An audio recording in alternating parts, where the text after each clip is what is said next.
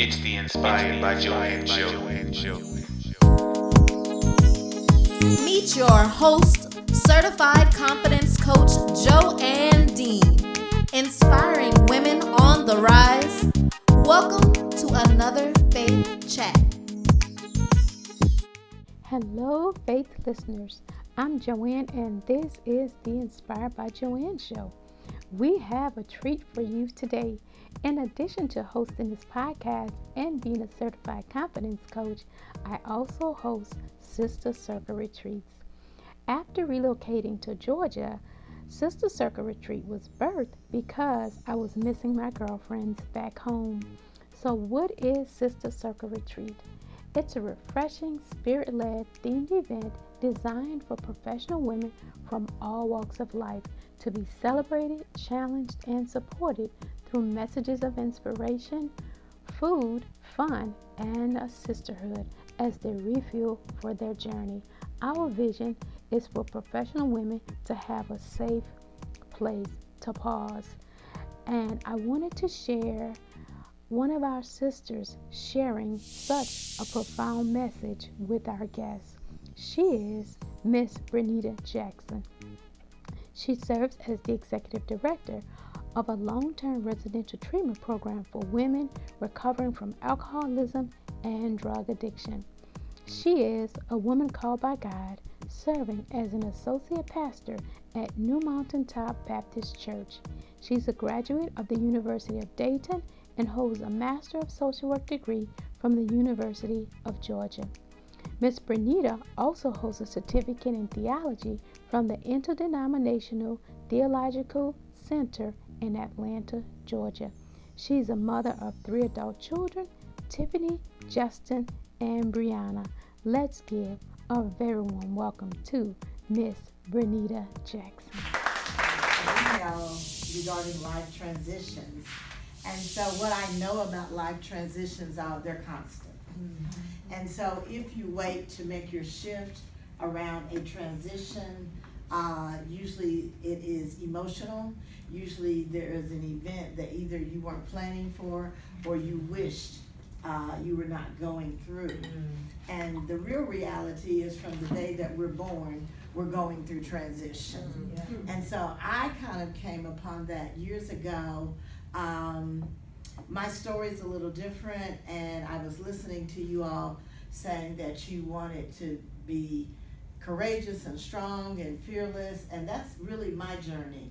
I turned 63 last May. Ooh, and I had the opportunity to this past year sit with my mom as she transitioned from earth to heaven. And the reason that was so significant and such a life transition for me is if you rewind it back to 1956, my mother delivered me one day. She left the hospital, left me at the hospital, and she graduated from high school and went on with her life.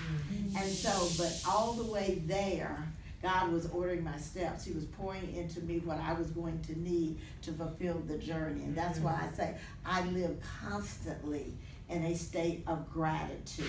And the reason for that is for years and years and years, I was 26 years old. I was working on my master's degree when I discovered that the woman who had raised me and was so precious to me was not in fact my biological mother. It was quite by accident. And so that's something that was extremely traumatic. My life literally changed from one end to the other.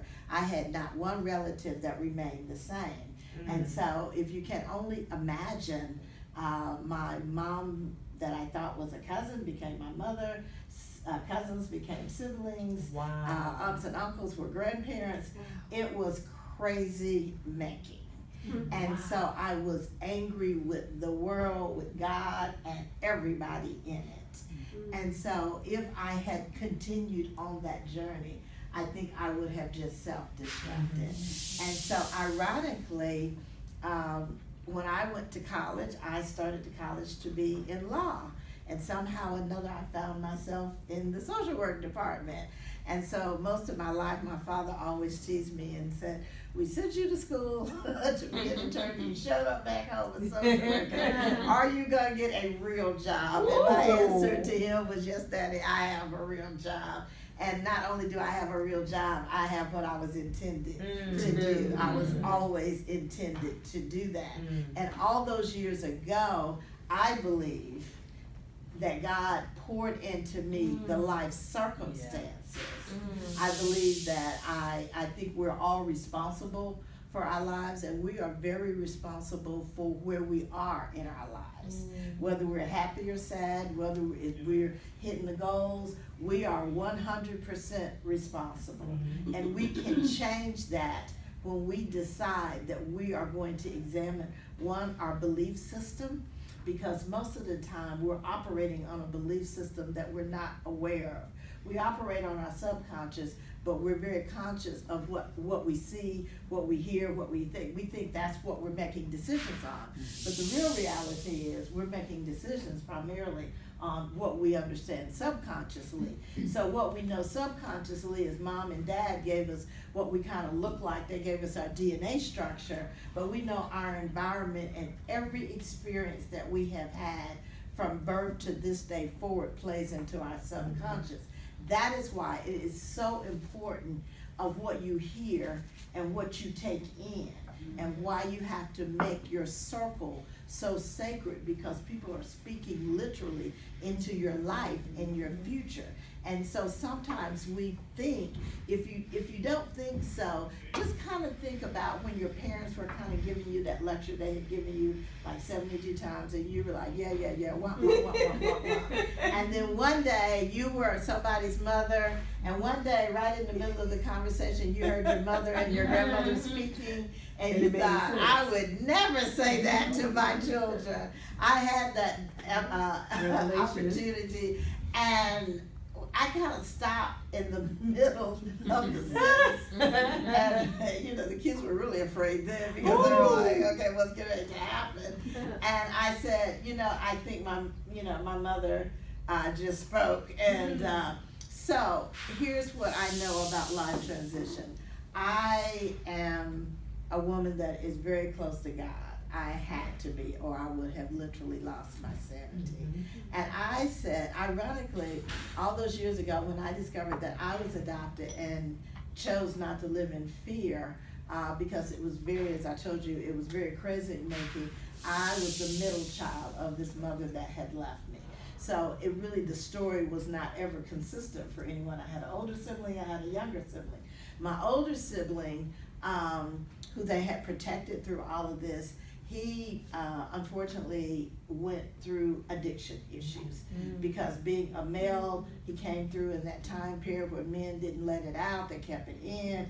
They wanted to be this strong leader, so they kept it all in. And so when everybody thought, well, when I was kind of going around screaming and yelling, mad with everybody and just letting it all out, he was just very stoic, and everybody thought, well, Mark's doing well, what's wrong with you? The reality of that was he was not doing well at all. When we suppress feelings, you all know that all of those suppressed feelings turns against you first. And so that is why it is not good to have people speak things into your life, and it is certainly not good for you to hold them in with no way to express them. And so that's why I'm really grateful, Joanne, for what you have created, is yet one more avenue for women, particularly in the helping professions, to have a place to express what we hold. And I went to my doctor several years ago, and she said, oh yeah, I know you. And this was the first time meeting. She said, no, I have several patients just like you. And she said, you're a social worker. You've been saving the world for a while. I'm sure you got a cape with a big S on it. And you take care of everybody without really putting yourself on the list. And so at first I was really trying to feel some kind of way about that and be pretty insulted, but the real reality was she was very spot on. And she said, I can tell you, if you don't make some changes, I can kind of lay out to you where you're going medically. And so I decided about 6 months later, I was in the emergency room with my first heart issue. So I can tell you, ladies, make a paradigm shift. When you think about, I heard this morning you all were talking about lots of goals and lots of places you want to be. The reality is everything that you need to take you there is inside of you. What we don't do is release it. And sometimes we don't release it because of our own value system. Something you're holding near and dear keeps telling you you're not ready, you don't have enough money, you don't have enough education, you didn't go back and get that PhD, you didn't have enough money to start that business. But if we go back and really sit with belief by belief, you will find out that sometimes we hold false beliefs very close. And depending on who inspired that belief, sometimes people really meant well, but it wasn't well with you. And so oftentimes we have to go back and make a paradigm shift of our belief system. And so my belief system now is I can do what God has ordered me to do. I can do what was already in the plan. I believe there's a plan for my life, and I believe all I'm simply doing is walking it out. When I got married, I had a doctor set me down and said, you're not going to have children. Well, as you saw in my bio, I have 3 children.